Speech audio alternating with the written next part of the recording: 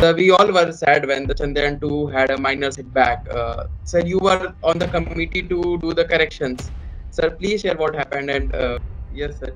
Sir, you were an essential part of the team who designed the cryogenic upper stage. IIT Kharagpur gave me lot of knowledge, lot of confidence. Our center is responsible for the design, development, and delivery of liquid propellant-based stages.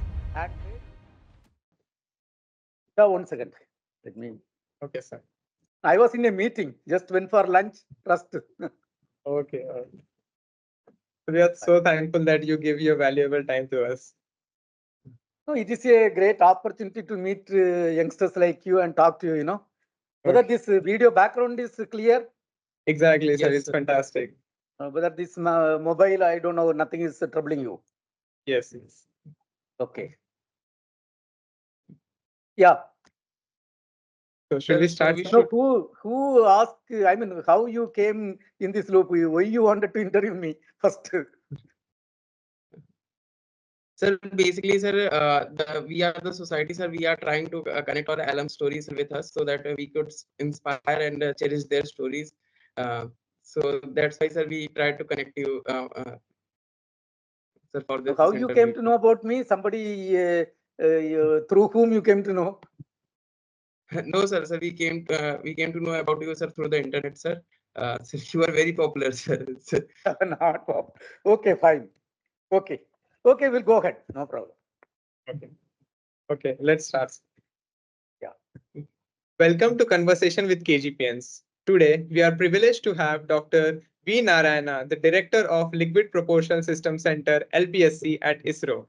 Dr. Narayanan is a distinguished scientist renowned for his pioneer work in rocket propulsion. With over 3 decades of his experience, his leadership has been instrumental in the success of key missions like IIT Chandrayaan 3. He is also the distinguished alumni of IIT Kharagpur. So let's begin our insightful conversation. So before diving into the series of questions, sir, would you like to share some of your thoughts with our viewers? No, it is a great opportunity to meet all of you. In fact, as you told, I am a very, very proud person to be alumni of IIT Kharagpur. Yes, as you told, I am working in ISRO during the last 4 decades, not 3 decades. I started my career in ISRO from 1st February 1984. So just last month, I completed 40 years of career in ISRO. And I also had a great time in IIT Kharagpur, completing my M.Tech and PhD from IIT Kharagpur. So IIT Kharagpur, whenever I come, it is like a second home for me because each and every place is really very, very enthusiastic place for me. And so that is the place I stand. Yeah, that was really great, sir. This was the first question. How was your childhood? Like most in our generation, most of us wanted to become cricketer or astronaut or an actor. So what was your journey, sir? To be very frank, I have taken birth in a very, very God-fearing and ordinary family, and in a village in Kanyakumari district in Tamil Nadu. And I studied my schooling in the state government syllabus, Tamil medium. Rather, my primary education was in the government school. And my village is also a very, very ordinary village with very humble background. If I tell very openly and frankly, when I was in the school, there was no great aim or great target, nothing like that. So I was a very, very average student in a school, government school, up to 4th standard. In fact, I will tell you, my school was only a single room, had a single room, and put 3 partitions, and we were something around 70 students in the total primary school. And there was no desk, no bench, only we had to sit on inside the classroom. 3 classes used to happen inside the building, and 2 classes used to happen, one below a tree and another one below in the front of a church building. So that was the school. Then I think probably you can visualize. It was a very small school, so I studied there. And then when I came to 6th standard, I moved to another school, nearby school. Again, it was a very small village. And then my aim, and 6th standard onwards, I was really performing well in my studies. And I was fortunate enough to get always first rank in all monthly tests. And the aim was only always to come first in the class. That was the thing, and put a whole lot of effort to study. And I was so blessed that I passed my schooling with first rank in the school. And then when I got first rank, then that time my father discussed with a couple of relatives. They told easy to get job is better to put me in the polytechnic.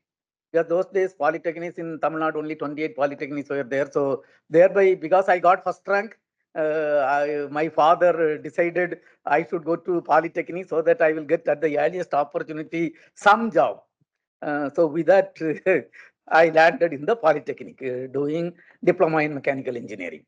And otherwise, if I talk very frankly, there was no great aim that I should become some space scientist, or that type of dream or aim was not there. But always I want to be good in the studies, and to be sincere for studies, respect teachers, respect parents, and get into the top ranking as a top ranking student.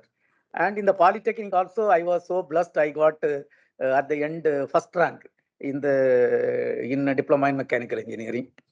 So with that, I got a job. So that was really great, sir. So, sir, how was your sir job experience, sir? Sir, what was your first job, sir? Then how did you? My first job, I got the opportunity to work in TI group, TI cycles group. I was a trainee, working as a trainee in Chennai for almost, I was there for 8 months, working there as a diploma management trainee. Uh, then I got a next placement in Madras Rubber Factory, because there I didn't apply for Madras Rubber Factory. They collected the biodata of all the first rank holders of 28 polytechnics, and then they sent the call letter. Then I appeared for written test followed by interview. Out of 27 candidates, they selected 3. So I was blessed to be one among those 3 candidates. Then joined MRF, Madras Rubber Factory. You may be knowing, they manufacture tires for aircrafts, then automobiles, a lot of things they manufacture. So I was there, but I was there hardly for 3 weeks. And by that time, I got a appointment as a trainee in Bharat Heavy Electricals Limited, BHEL, Trichy. So I joined there. Then as I was a trainee. So after 6 months, I was transferred, moved to BHEL Ranipet, which is near to Vellore or near to Chennai, you may be knowing. So I was there for a couple of months. And before I completed my training period, after completing training only would be placed. Before I completed on 1st February 1984, I joined the Indian Space Research Organization in the Vikram Sarabhai Space Center in Thiruvananthapuram. So that was really great, sir. Sir, you joined the ISRO in the era of the Dr. Abdul Kalam and the Dr. Satish Dhawan. In fact, Dr. Satish Dhawan was the face of the Indian space program at that time. How was your experience to be as a young energy joining as under such Indian space legend, sir? No, you can understand, when I joined ISRO in 1984, if you take Professor Satish Dhawan, he was the chairman of Indian Space Research Organization. Yes, sir. And I was a technical assistant. I think it is I was in the junior most level. He was the topmost person as the chairman ISRO. In fact, what I understand and what I experience is the following. Say you all know, the Indian Space Research Organization was started by the visionary leader Vikram Sarabhai. And in the year 1962, the space activity started. And then almost 10 years, he was in the helm of affair, and then he is a visionary leader. He only Yes. put all the vision for the Indian space program. He strongly believed advanced technology of space technology can be brought for the use of the common man of this country and used for the development of this country. So that was with that vision it was started. And if you take Professor Satish Dhawan, he took over after Sarabhai sir's sudden death, and then he is considered to be the institution builder. Whatever vision was given by Sarabhai, everything was converted as a the programmatic things by the Professor Satish Dhawan. He is a great leader and a great human being. In fact, I have seen first time after his retirement. He retired 84 February. I joined, if I am correct. April he retired as the chairman ISRO.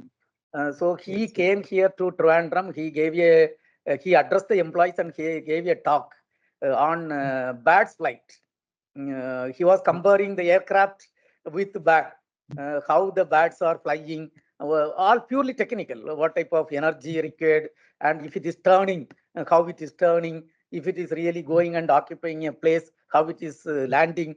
And with that, he was comparing that talk. I was much, even though I was much junior, I somehow got into the auditorium and I happened to hear the talk. That was one occasion. Another occasion, he came to our liquid propulsion system center. We had a branch in near Kanyakumari, Mahendragiri. So he came there. He was he retired and he came there. So that time, a couple of presentations were made. And as a junior, I was so lucky and blessed to be again in that auditorium, hearing the entire conversation. So that is what is my experience to him. But he's a, you can understand, he's a great personality. Yes, sir. And Yes. a very acceptable person, and who has put a strong foundation for Indian space program. He's a institution builder. And then coming to Abdul Kalam, there is some connection. He joined in the composites material group of ISRO that time. Before taking over as the project director, he was working in the composites area. And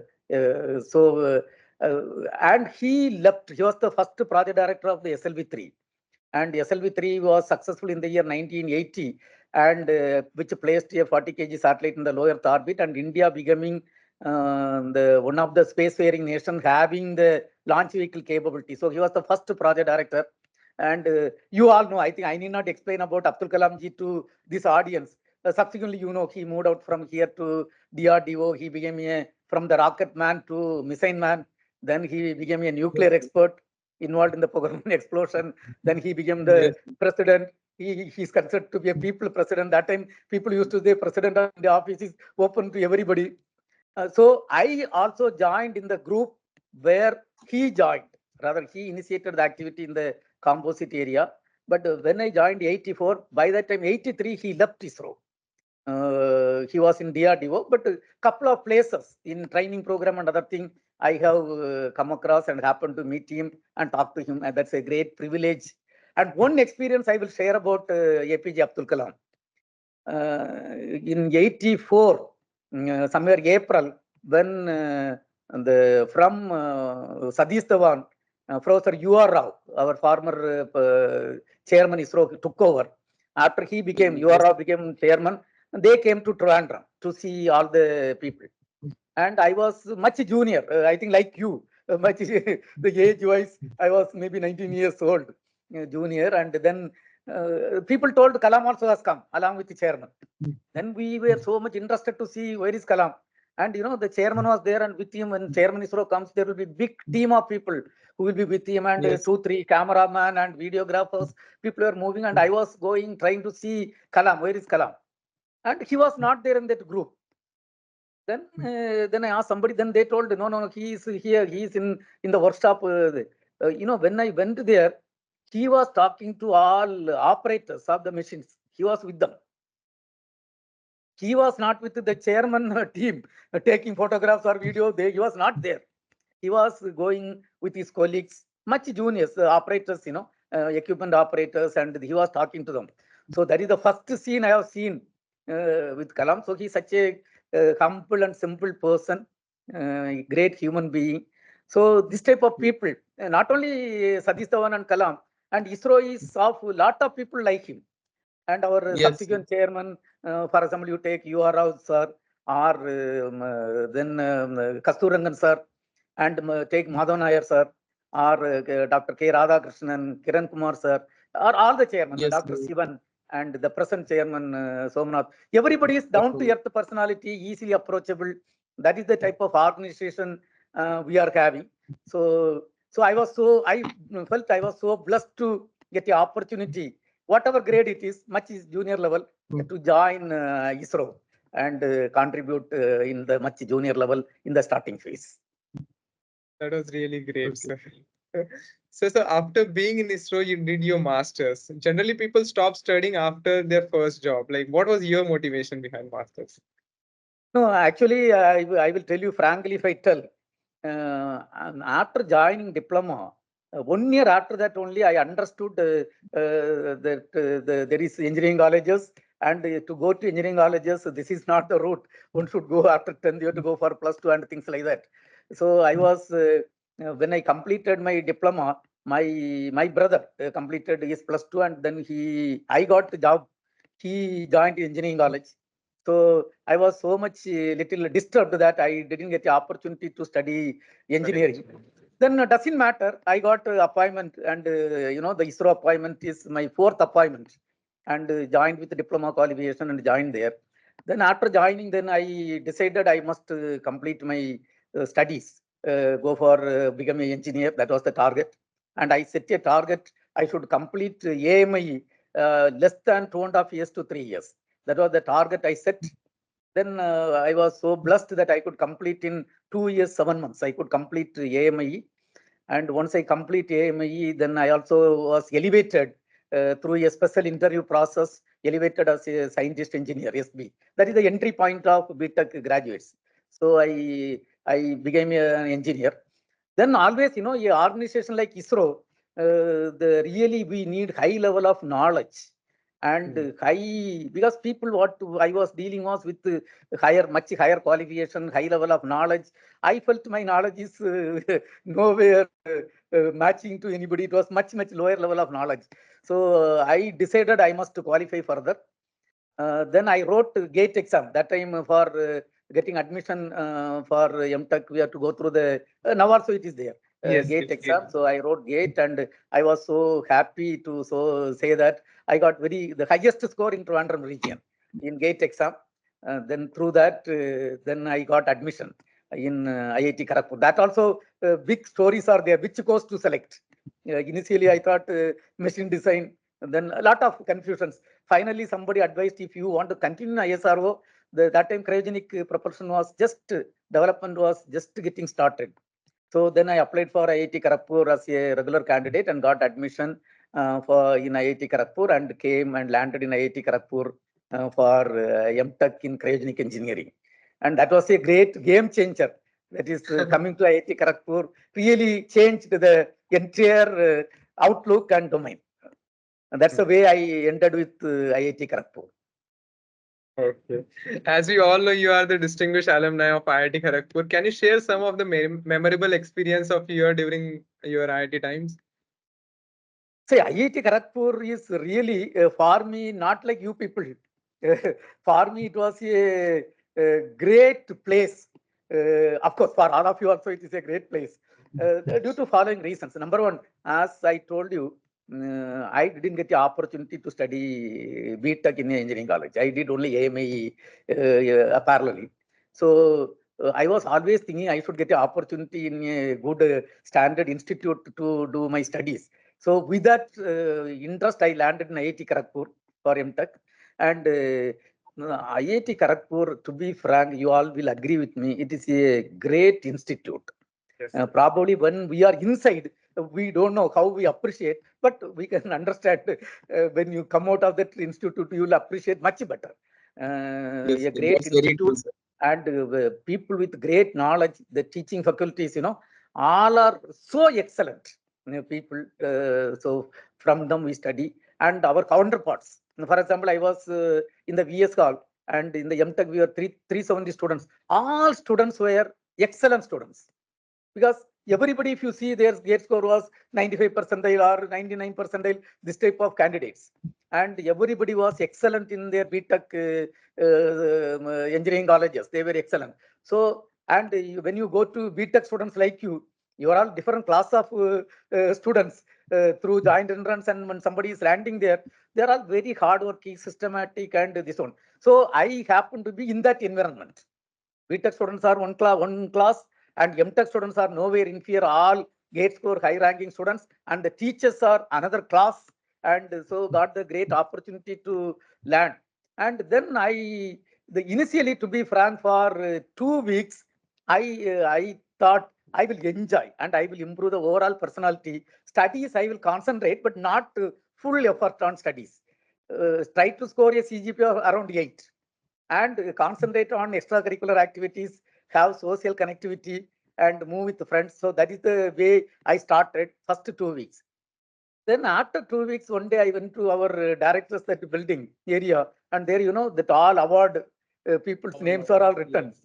Then we had the opportunity. I had the opportunity to participate in the convocation of our seniors. That is, if I'm correct, within 2 weeks of our course starting, their director announced some award schemes for MTech students. Those who are getting CGPA more than 9. That time only 7 grade system was introduced. He announced the MTech, every department topper, provided he's having more than CGPA 9, will be declared as best student, and they will be given institute silver medal. And then when I came out of the hall, I decided I must get that award. Anyhow, we are here. Better to do better studies and try to put a record and go out. This is what was the thinking. And then I had to put a lot of effort. And two things happened for me in IIT Kharagpur. Number one, our teachers were so excellent. I had the opportunity, even though I was in the cryogenic department, we had the opportunity to take courses in mechanical department and mathematics department. The one of the best teacher taught was Professor Nyogi.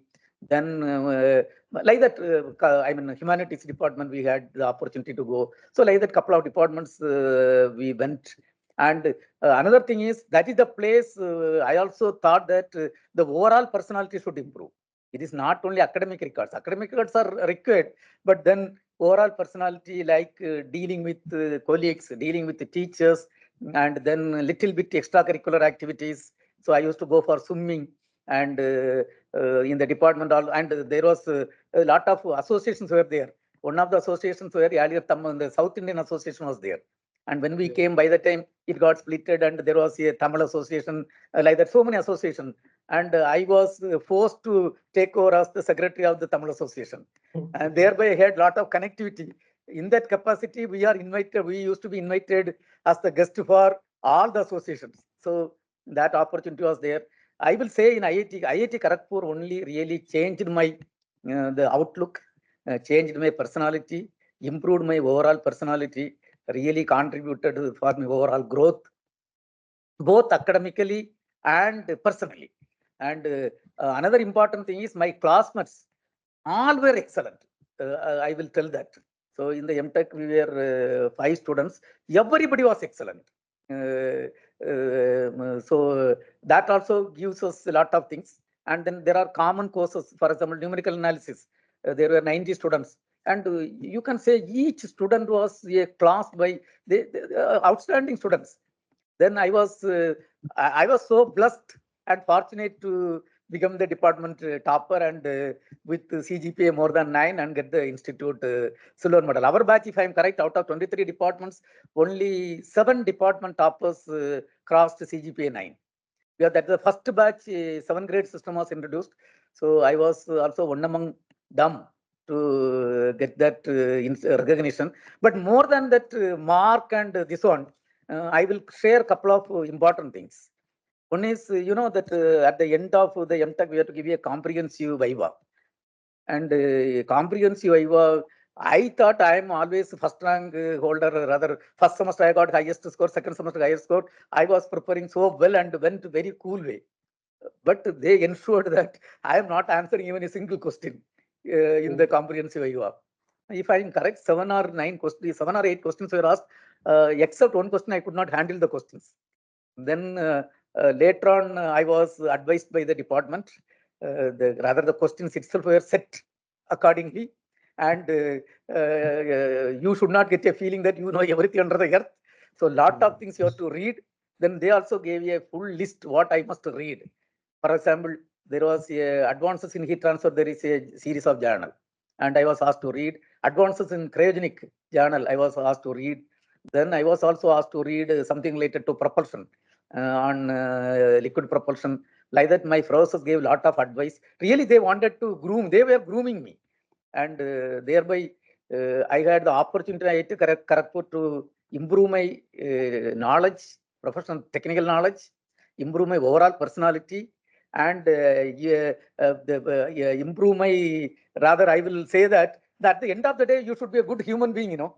And to some, so they have helped me. If at all I am having some good characters, this all molded by IIT Kharagpur. So that is really great, sir. Sir, you were an essential part of the team which designed the cryogenic upper stage for the GSLV Mark II vehicle. Can you discuss the significance of this technology for the India's space program and its strategic importance? No, surely we'll come to that. But before that, I must tell a couple of things about my teachers in IIT Kharagpur. It will be really appropriate to talk about them before going to the technical aspects. For example, take the cryogenic engineering department. You may be knowing, it's a small department and very limited number of faculties only. So when I joined, the head of the department was Professor Tatarai. He was the head of the department. Then we had great personalities like Professor Sunil Sarange, and he is one of my mentors and guru. He was my MTech thesis guide also. Then we had Professor Nyogi from mathematics department who taught us the numerical analysis. In fact, numerical analysis I got S grade. That is only because of Professor Nyogi and Professor Kalve in cryogenic department, Professor Patanayak, Professor Kanjan Chaudhary, Professor Bandobhatyaya, Professor V.V. Rao, and we had a host of my colleagues doing PhD work there. And another important personality I have to bring, the Professor Sunil Sarangi always, when I was the MTech student with him, I have learned a couple of things. Number one, whenever he comes to office, you know, a lot of junior people used to come, the operator level, this type of people come. When such a people come, first priority will go to them only. He will give, I was in his room during MTech thesis time, and he will give priority and he will address all their issues. Then only all our things will happen.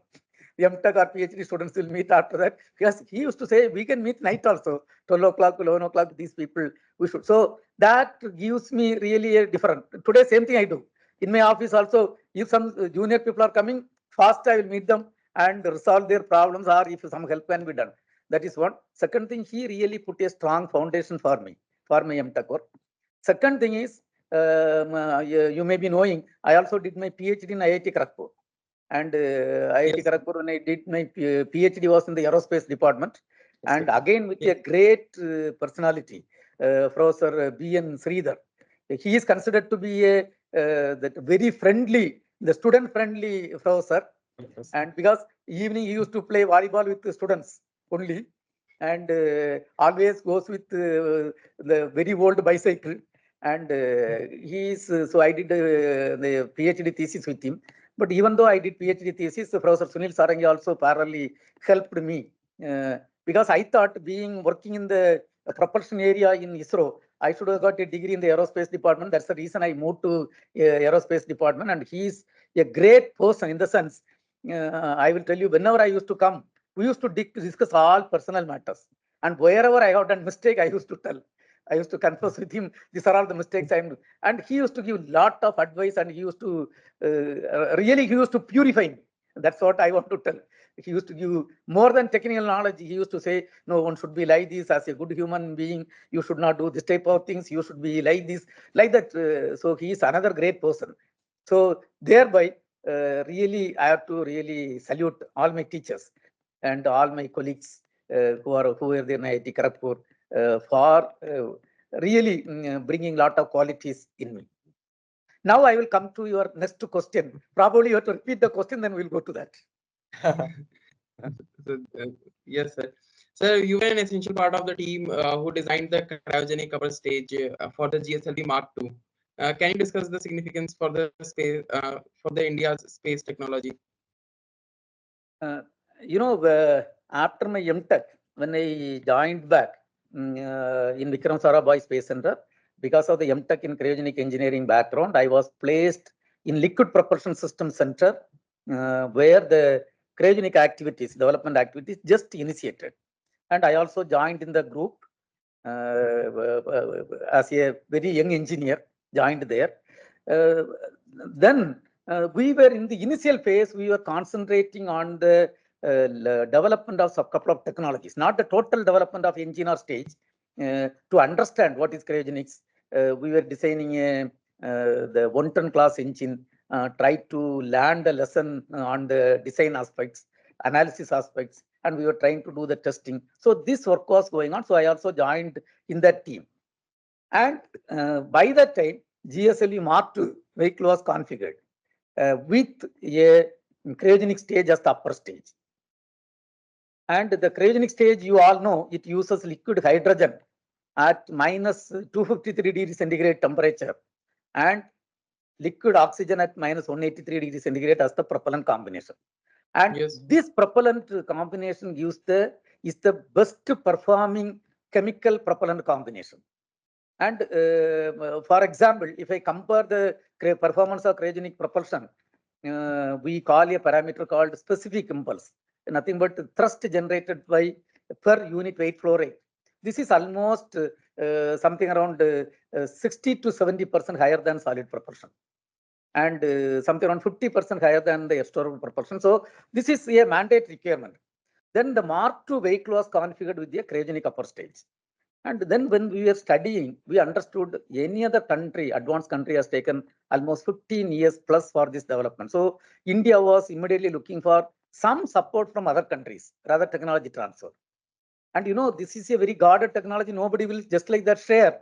And finally, with a lot of discussion, finally, then USSR was ready to support.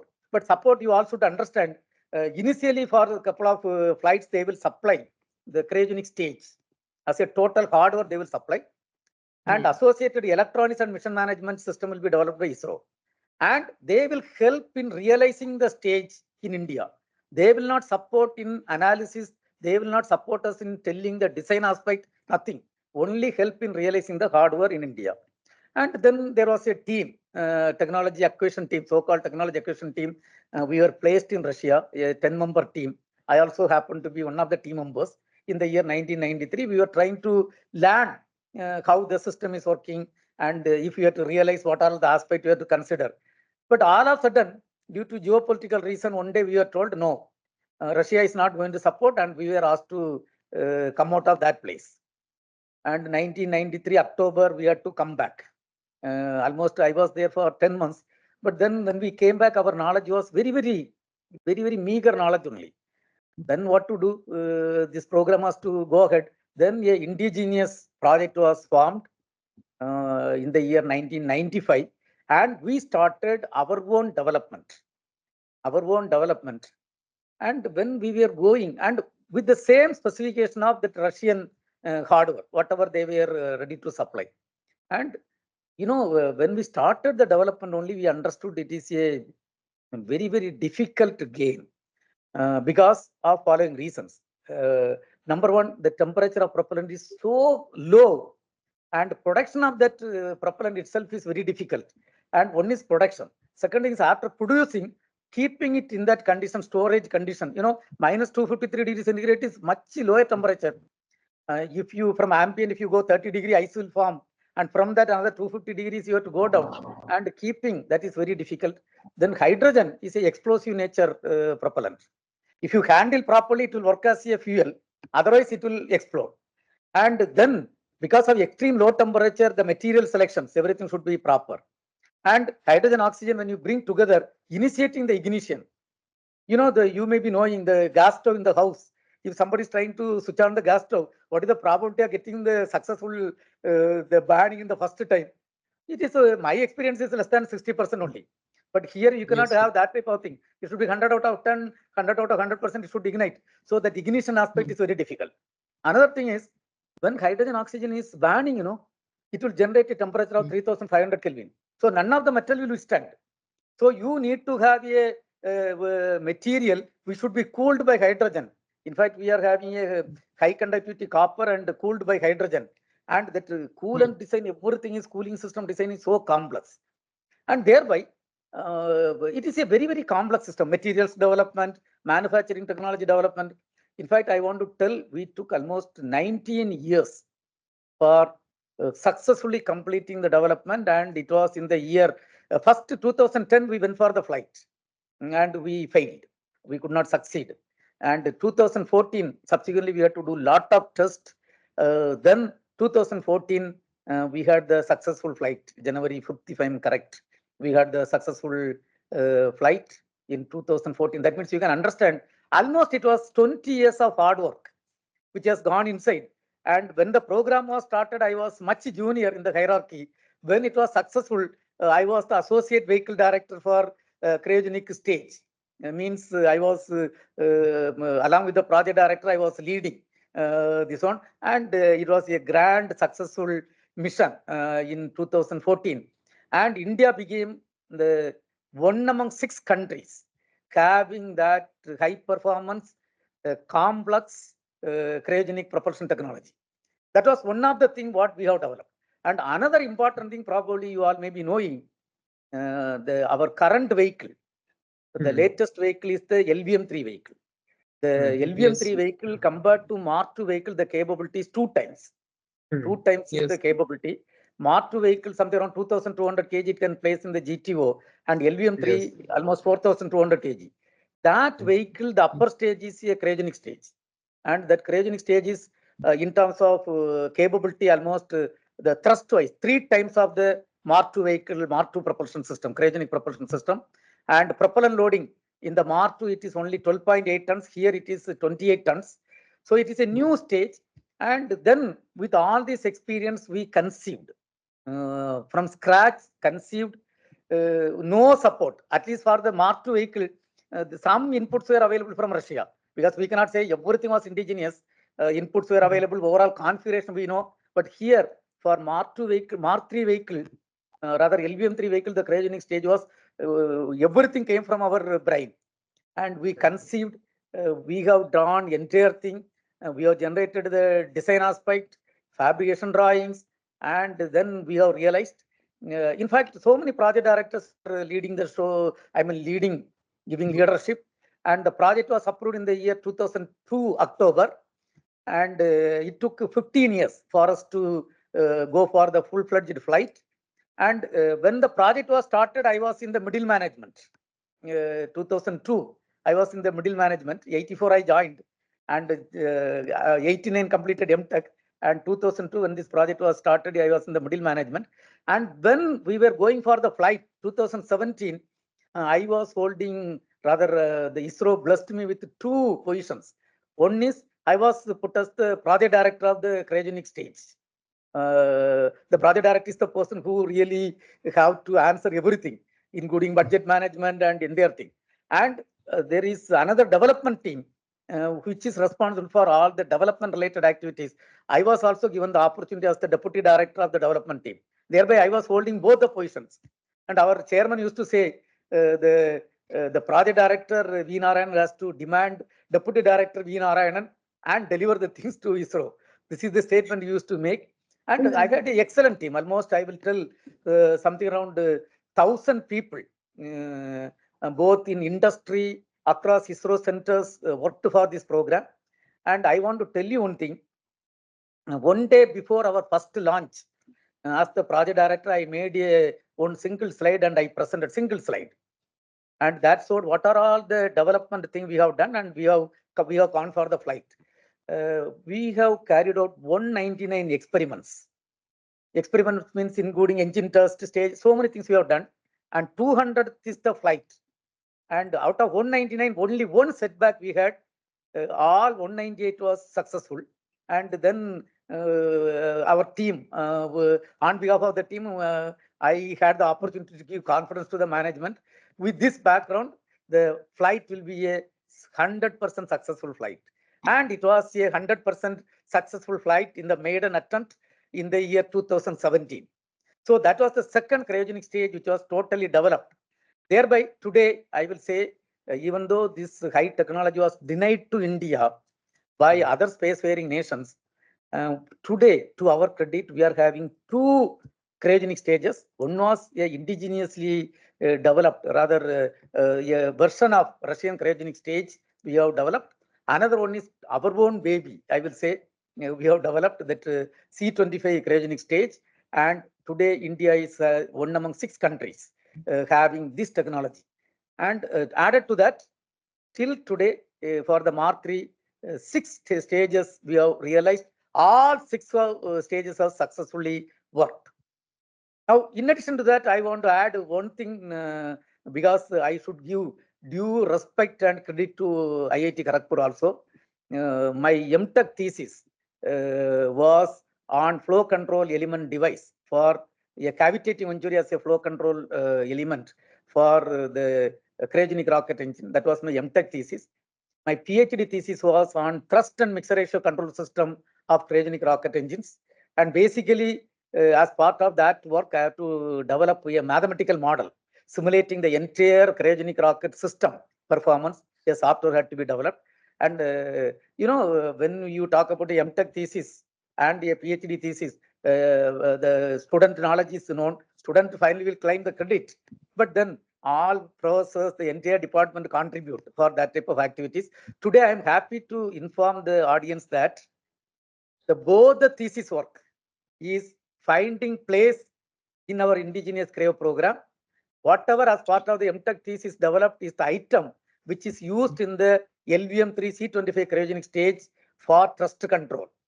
And whatever software package developed and the knowledge gained as part of the PhD work is exactly used for simulating modeling of the cryo power plant. Of course, subsequently, a lot of ISRO colleagues have added value to that, but that is the basic software which is running. Thereby, I will say I am so blessed and fortunate because of my teachers and all colleagues.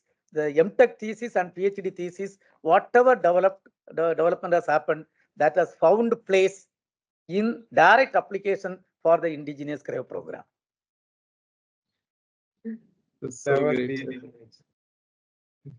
the next question, can you share your journey like just after joining the ISRO in 1984 as a junior to become a director at LPSC?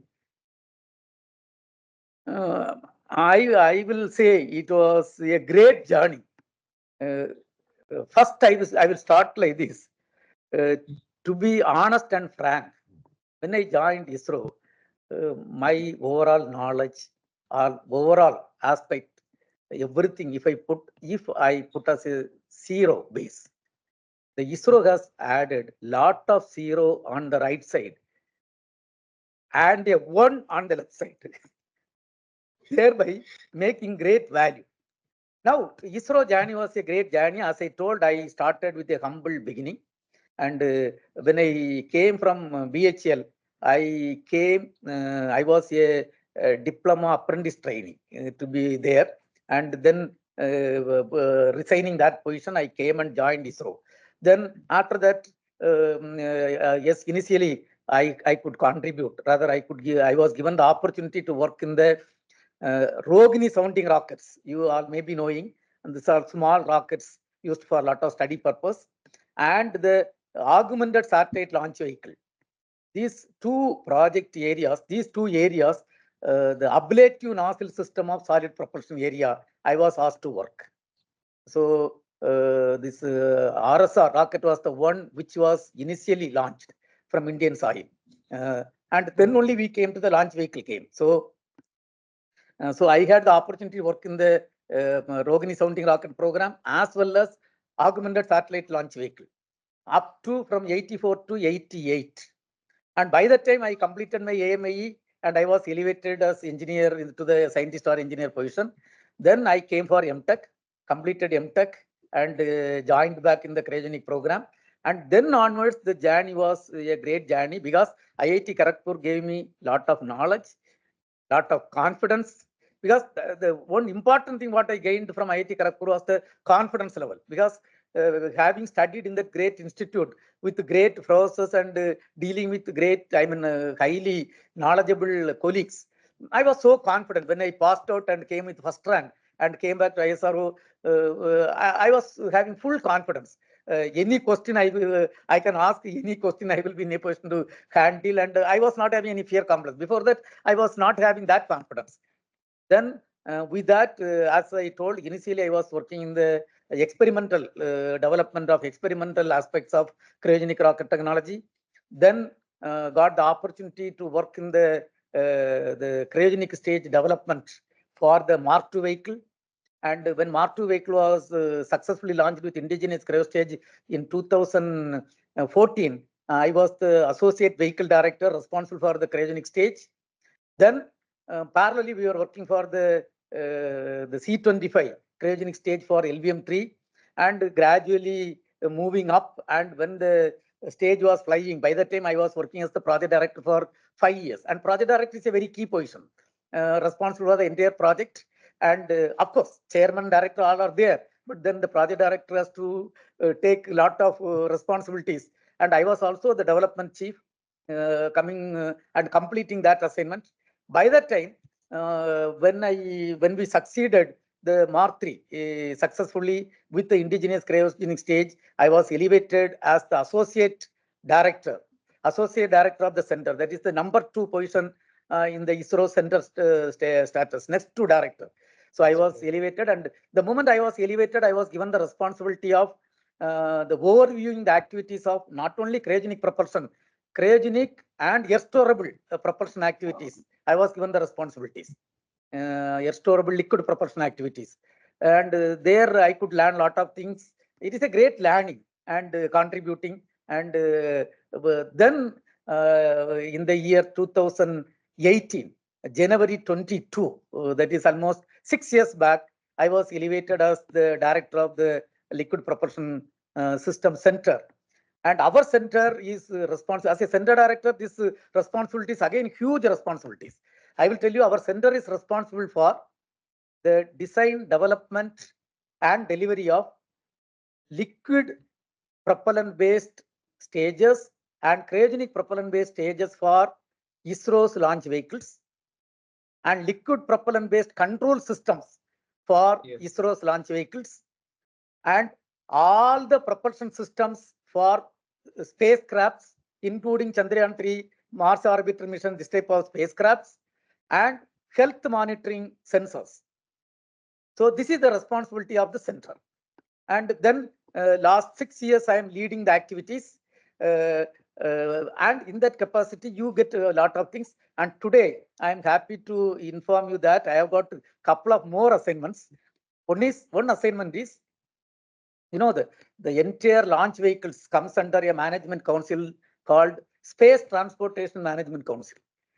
We are having today that PSLV, GSLV, LVM3, small satellite launch vehicle, reusable launch vehicle, air breathing propulsion, and future vehicles. Everything comes under a management council called Project Management Council Space Transportation System. I am so blessed to be the chairman of that management council. That is one responsibility I am holding.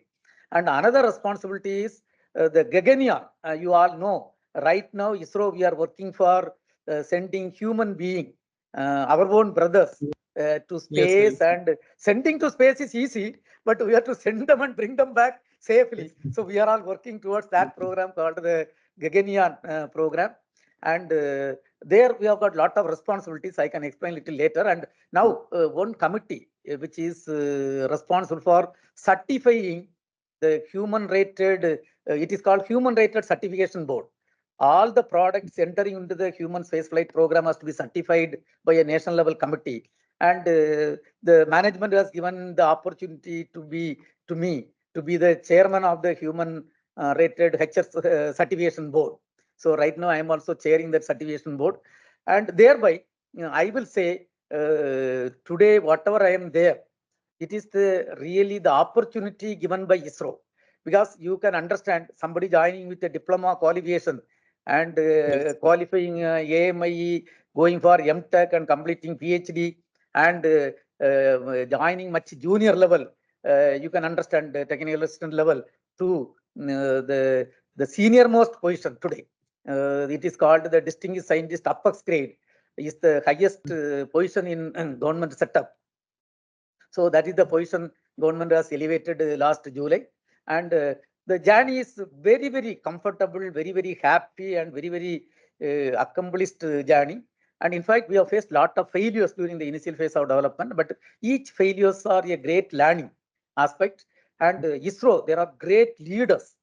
As I told our all former chairman, there are a class of people, and then they all really, I will say, they have groomed us. And today we are grooming the next generation, and they have groomed us. And it was a great and great journey. And today, my team, as a liquid propulsion community, we are responsible for great activities. For example, when it comes to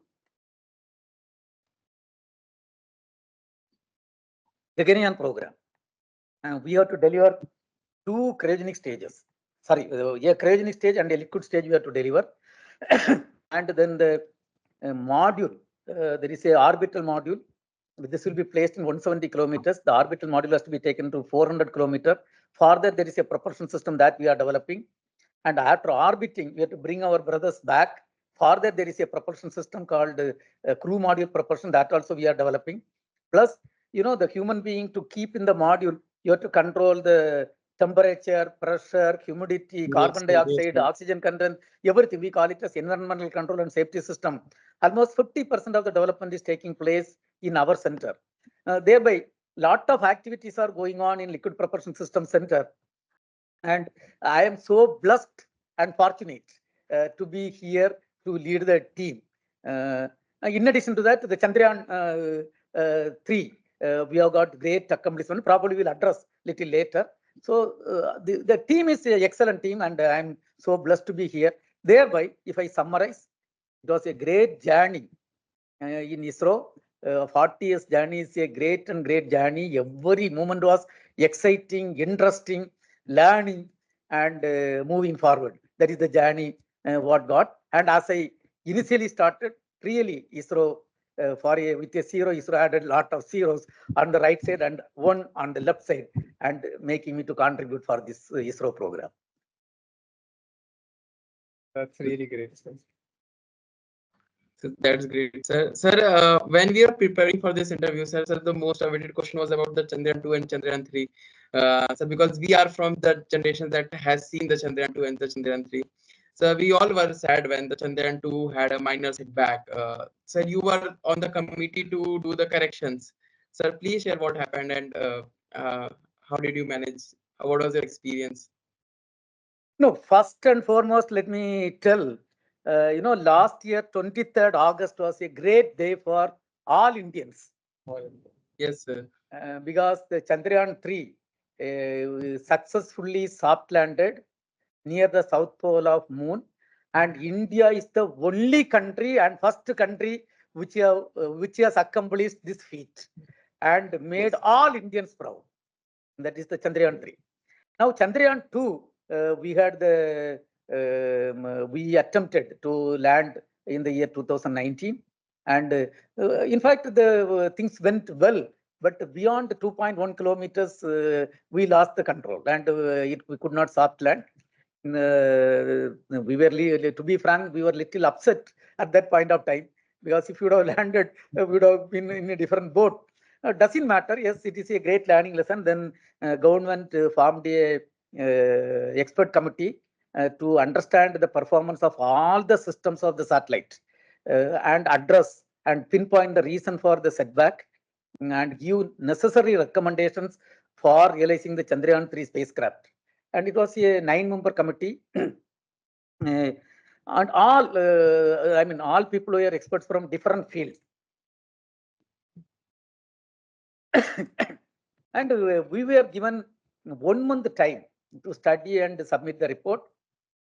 And it is a very challenging assignment to study the entire spacecraft performance, each system, then understand and give the necessary recommendations. But our team did an excellent job. Exactly 1 month we submitted our report. 4 hours before the deadline, our team submitted the recommendations. I will not go into the details of the setback. I will say a couple of improvements what we have done. One is, navigation and guidance system, because the Chandrayaan, the spacecraft used to rotate, will be rotating at a speed of something around close to 7,000 kilometers per hour. And from that, gradually you have to reduce the speed and we have to soft land. And there is a system called navigation, guidance and control, which is responsible for bringing the required path and bringing. So we had given some recommendations and improvement in that system, navigation and guidance. Second improvement was, the almost 1.5 lakh line software is staying on board. Because once you started the soft landing and command is given, everything is done in automatic way and using the onboard software, 1.5 lakh line software. And we had given some suggestion for improving the methodology of developing the software, simulating and qualification. Then, the spacecraft will be rotating with high speed and then we have to reduce the speed. That means we need a propulsion system to reduce the speed. So we had given a suggestion to improve the propulsion system, including the closed loop thrust control logic and the testing and qualification methodologies. So that area we gave recommendations. Then we also suggested to go for extensive testing of the entire spacecraft systems, because it is a lifetime opportunity and so much effort has to go. So we have to do extensive testing. Then the propellant margin, for landing, the propellant margin has to be improved, because like a touch and go, you come up to the last point and if propellant is not there, we'll be in trouble. So propellant margin improvement. And you all would have seen the landing is happening through a lander luck. Finally, it will come and sit like this one. And that lander luck improvements, like that, and a lot of suggestions were given. And then a new team took over and all improvements were done. So much improvements, I will tell. And everything was systematically addressed. And then during the testing and evaluation, we got come to know some more lessons and everything was done. And finally, we have gone through a very meticulous, thorough review process and thorough testing related aspects and extensive simulations, because finally the landing will be one among the simulations and Yes, extensive simulation and everything was done. And when we went for the landing process on 23rd August 2023, we were having 100% confidence we were going. And finally, that day, the spacecraft was rotating at a velocity of 6,077 kilometers per hour, which is 8 times of aircraft velocity. And that was brought to the near rest in 19 minutes time frame. And we used to say one thing, Ramanujam, who really brought glory to the country by the zero, concept of zero. And on 23rd August, we made 3 parameters simultaneously zero. The horizontal velocity of the spacecraft, vertical velocity of the spacecraft, and altitude, all 3 simultaneously zero, and brought glory to our country. Great, sir. Sir, this question focuses on us, sir, for the students, sir. Sir, at IIT Kharagpur, the people from the various departments were asking the ways to join the ISRO. We all are eager to join the ISRO. Sir, you have positions almost all the core branches. But could a geophysics student or agriculture or a mining student join the ISRO? No, ISRO, the lot of opportunities are there for mechanical, electronics, computer science, civil. So this is the major branches. But these 2 branches, what you are addressing, agriculture as well as mining also, there are opportunities, but limited opportunities. For example, we are having the project for crop increase, like Fasal project, and one thing what we do is the assessment of the yield forecasting, and a lot of work is going on in agricultural related aspects. So that area, agricultural engineers, I mean, people with that background can join. And same way, horticulture, there are limited scope, and other areas there are limited scope. But it is not that there is no scope, but there are limited scope. Okay. So one last question, sir. Many new things are happening in the space sector. What do you think? Where do you see the space sector after 10 years? And what are your advice to the people who want to become a scientist and contribute towards the development of nation? Okay, let me address this in two aspects. First of all, let me talk a little bit about the space sector, how it is going to get evolved. Second, what is the advice? Advice portion will come last. Okay, So, okay, sir. As you are aware, the ISRO activity started almost 60 years back. And during last 60 years, we have developed 6 generations of launch vehicles. And the SLV-3 is the first launch vehicle which places 40 kg payload to low Earth orbit. Today, our LVM-3 can place something around 9,000 kg to low Earth orbit. That is the capability what we have built. Now, same way, in the satellite area, 1975, we were not having satellite technology. With foreign country support, first satellite Yeripata was realized in the year 1975 with other country support and launched by other country. From that humble beginning till today, something around 130 satellites we have realized and launched. And the SLV-3 placed only 40 kg satellite. And the heaviest satellite what we have realized is GSAT-11, which is close to 6,000 kg. It is a high throughput satellite. And 1975, we were looking other countries for satellite technology. That country, when our Modi ji took over as the Prime Minister of India, we were given a direction. We conceived, built, and launched a SARC satellite, a communication satellite for South Asian countries, and we donated. You can understand, 75, we were not having anything, and now we have reached a level of donating to other countries. So that is the growth in the satellite technology. And not only that, 431 satellites of 34 countries we have launched from Indian soil using Indian launch vehicles. And something around 4,000 Rohini sounding rockets are launched from Indian soil. And all these things bring great application, great advantage to the common man of this country in terms of television broadcasting, telecommunication, disaster warning and management, and real-time train monitoring, real-time automobile monitoring, then weather forecasting, and potential fishery zone area, and like that. This application, if you have to talk, I can talk 5 hours. There are 40, 50 applications. And we used to say simple language to understand somebody, to understand space application, how it is benefiting common man. Evening 5 to 8, you should switch off the satellites. Then we'll realize ATMs will not work, and so many things. And strategic applications are there. So a lot of things. No ATM working and no weather forecasting, no disaster management, no television broadcasting, no telecom. Lot of things will come to standstill. So that is the place we stand. So we have come a great way. And in terms of scientific things, Chandrayaan 1 is the spacecraft which found water molecules for the first time. And India is the first country which discovered water molecule on moon. And Mars orbiter mission. And we had to travel 68 crore kilometer to go to Red Planet. And we successfully accomplished that mission. And India is the first country which succeeded in the first attempt in Mars orbiter mission. Yes. Other countries have succeeded, but they have taken little more. But we have learned lessons from others' failure. That is one. Another thing is, in a single rocket, the USSR placed 37 satellites in the orbit using single rocket. We decided at one point of time why we are second to always behind. Why don't you place 100 satellites? So it was decided 104 satellites were placed in a single rocket, and India becoming the first country which launched more than 100 satellites in a single go. And today, of course, the US has taken over little more satellites they have launched. Doesn't matter, but we had that capability. And cryogenic technology, even though the technology was denied, and as I told, today we are having 2 development we have made, and we are one among 6 countries. I want to tell C25 area, development area, we are having 2 world records. One world record is the first engine test to flight.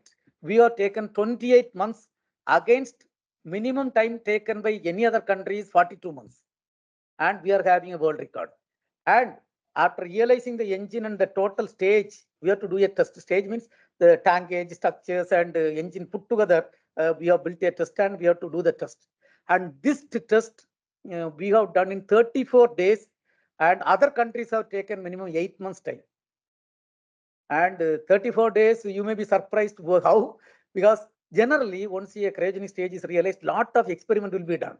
For example, when we did the stage test for our Mark II vehicle, we took 14 months to do the stage test, because lot of experiment we did, then went for stage test. When it came to Mark III, we did lot of modeling, simulation, analysis, and we took some calculated risk also, and we completed the stage test in 34 days, which is a world record.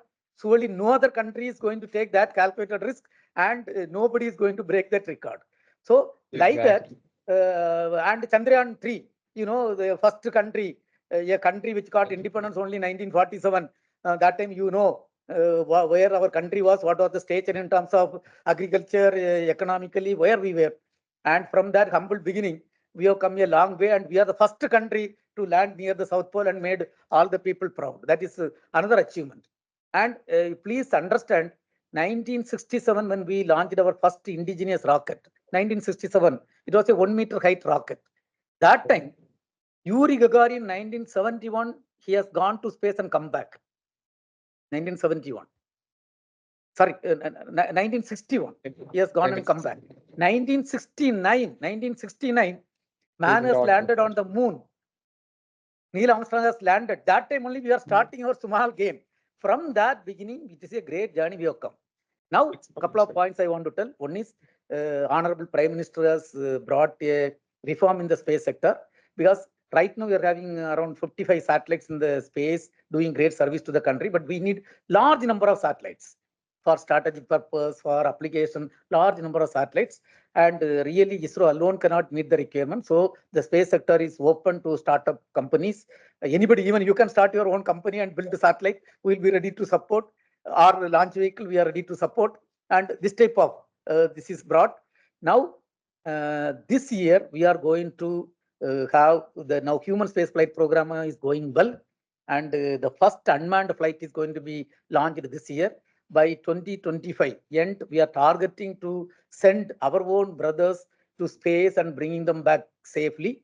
But towards that, lot of work is pending, and lot of work we have completed, lot of experiment has to be further done, and we are going to do that in 2025 is the target. Now, Honorable Prime Minister has given further guidelines and directions, and now the following are the major program what we are planning. Of course, we have to continue the communication satellites, the Earth observation satellite program for taking advanced space technology, use of that to the common man of this country. That is one aspect. And for strategic purpose, we have to have built a lot of satellites in this country. Next is, right now the Chandrayaan 3 simply went and landed, and we have discovered a lot of minerals and other things.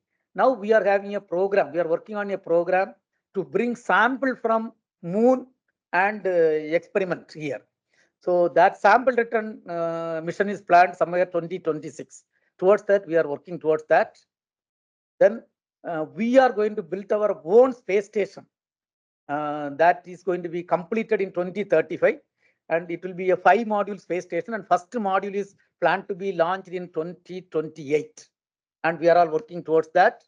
And we are having the plan to take our brothers or sisters to moon, land them safely and bring them back safely by 2040.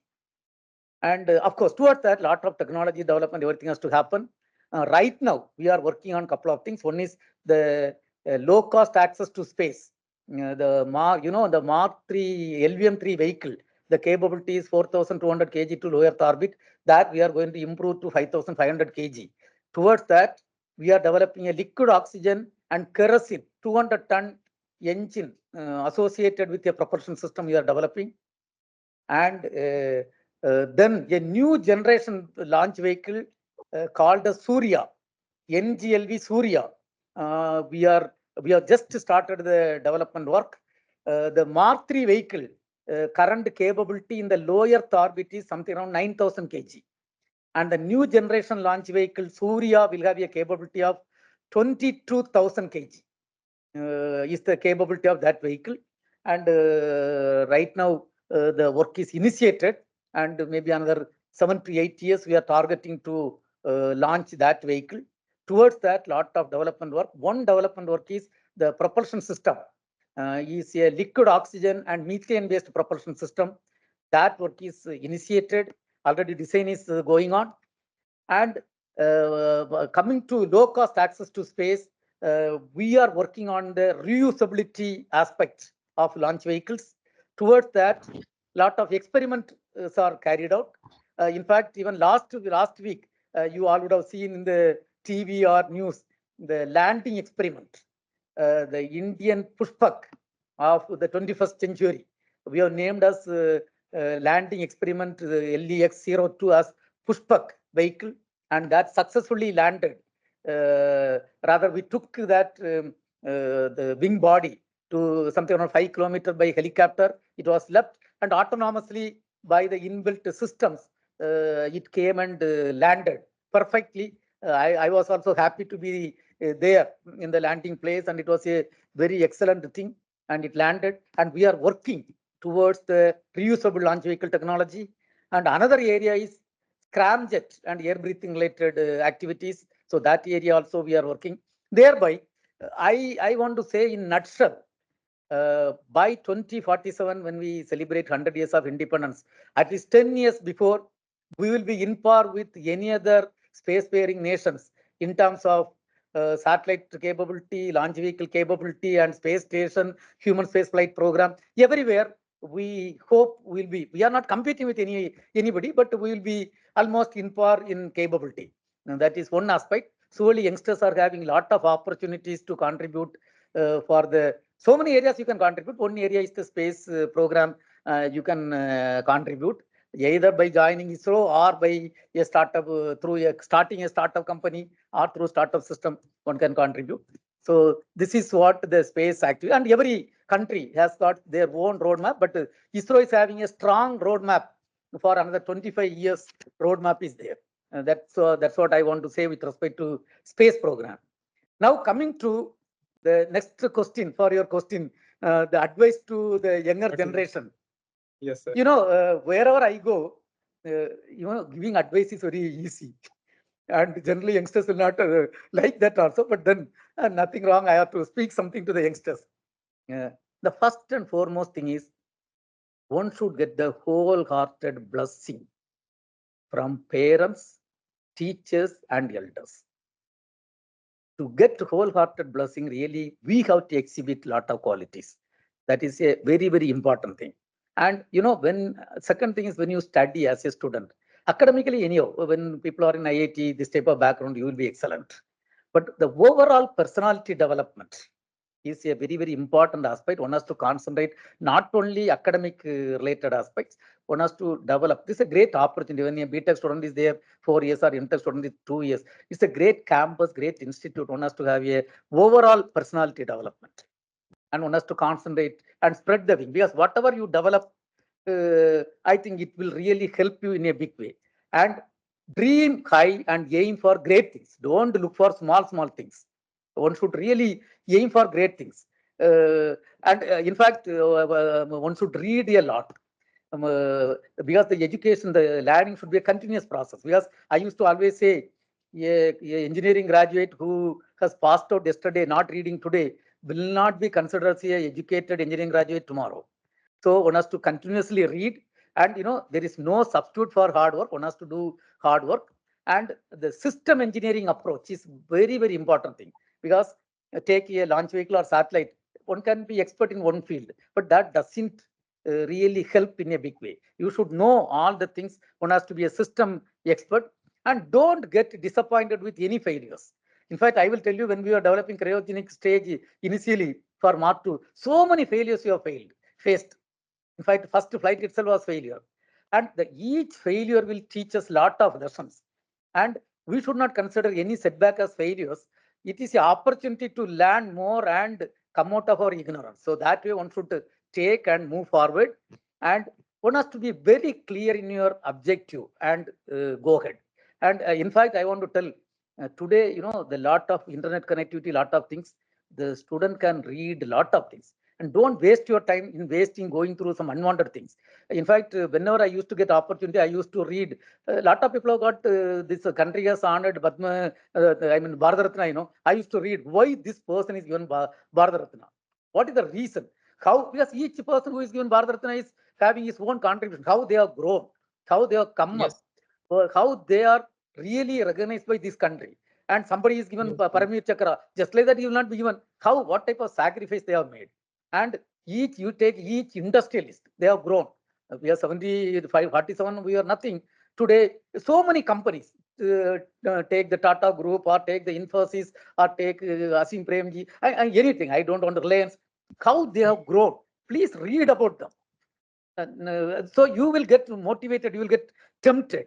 And then always at the end of the day, one should be a good human being. Please really develop that type of attributes and qualities. And if unless we are good human being, earning great money or earning great this one, it doesn't mean anything. So one should be a good human being. And say, I want to tell one quote from the Wings of Fire, APJ Abdul Kalam sir's the autobiography. I have read that book at least 3-4 times. I quote, "Total commitment is a pivotal quality for those who want to reach the very top of their profession." The total commitment, though it is an English word, one should realize what is meant by total commitment, and one should be having total commitment with single-minded devotion. That only will put somebody on the top of the profession. That is what is required. Now, I want to tell, dear friends, 1947, when we got independence, this country, our country was really an undeveloped country. And for example, you take agricultural sector, we were not having enough food for our own citizens. And you Yes. take health sector, average life of Indians at that point of time was only 32 years. And today that has become 71 years. And you take the infrastructure, for example, somebody has to come from the Chennai to Kharagpur, how many hours one has to travel. But today, so much infrastructures and rail connectivity is so good, aircraft connectivity is so good, and so much development. Take take education by itself. We were not having any IITs. IIT Kharagpur was the first IIT which was started after independence. Today, so many Yes. IITs, so many All India Institute of Medical Sciences, so many IIMs. So, a lot of development has taken place. And we have also grown economically. India today is the 5th largest economy and surpassing, rather bypassing UK. That is a great achievement. Let me put it that way. Yes, sir. Just like that, we cannot become UK. What they were ruling us, and today we should be proud. The generation should be proud that we have come out. We have overtaken them. And I want to tell one thing. What touched me, that our honorable Prime Minister, first time after taking over as the Prime Minister of India, when he visited UK, I still remember in the midnight there was an address by our Prime Minister and UK Prime Minister together, and UK Prime Minister was addressing. And if I'm correct, I will quote the statement. Of course, I have written my diary perfectly what was told. He was addressing, UK Prime Minister was addressing, I don't know how many of you saw that, it was midnight 1:15. He was addressing, and so many people from UK, they were there. And he was addressing, and he was praising Indians. And he was talking about our IT development, so many things. And at the end, what touched me, I will tell you, I will quote. He made a statement, I quote, "A Indian born, the days are not far away for a Indian born UK citizen to become the Prime Minister of this country." I unquote. And this is the statement what he made. And today, you all know historically where we are placed. And thereby, India has come a long way, but then long way to go ahead to become a developed country. And it is all of your responsibilities to work towards making this country as a developed country before we celebrate 100 years of independence. Yes, you are all today in IIT, great opportunity, great institute. You all should study well. At the end of the day, you have to contribute, should become a good human being and contribute for making this country as a developed country before we celebrate 100 years of independence. That is what is my advice to youngsters. Thank you so much. Thank you, sir. So thank you, sir. That was really great to have a conversation with you. And sir, also, sir, we all are proud of ISRO and your achievements, sir. And also, sir, we all are proud of we as an Indian, sir, how we have achieved from 1947. So thank you for your time, sir. Anyway, let me thank you. Before I conclude, let me thank my parents, all my teachers, all my superiors who are, and my friends, and my, of course, my life partner who are responsible for what I am today. And surely IIT Kharagpur has given me a strong foundation to contribute for this country. And ISRO is a great organization who has really groomed me and given me the opportunity to contribute. And thank you for both of you for spending this much time with me. Thank you, and all the very best for personally for both of you, and all the very best for all the IIT Kharagpur students. Thank you. Thank you so Thank you, much. sir. Thank you. Should we stop recording? Send your details, biodata and other things to me so that I will be happy that I had a good time with you. Please send the Okay, sir. details, Okay, sir. your address and all the details so that we'll be always in connection. And not Okay, only in sir. this interview, always will be in connection. So please Okay, send the sir. details. We And surely should. Surely, convey sir. my regards to that alumni president and the director IIT Kharagpur also. Thank Yes, you. sir. We'll try to connect to each and every professor, sir, that you mentioned. Thanks a lot. Thank you. Okay. Thank you so much, sir, for having us.